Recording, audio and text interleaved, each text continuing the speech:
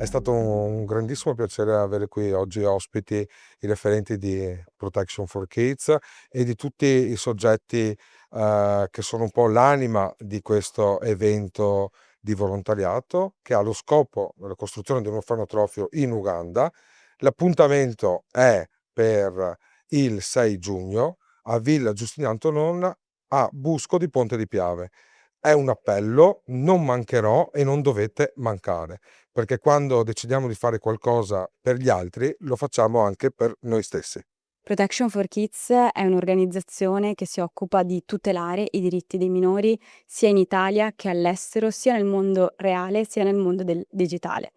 Protection for Kids nasce 7 anni fa, ormai nel 2019, oggi conta più di 10.000 persone aiutate, salvate nell'ambito del contrasto alla tratta di persone e siamo operativi appunto in diversi paesi, partendo dal territorio nazionale, partendo dalla regione Veneto dove siamo nati e arrivando fino a livello internazionale. Settimana scorsa, per esempio, Protection for Kids era formatrice per le Nazioni Unite a Lima, in Perù.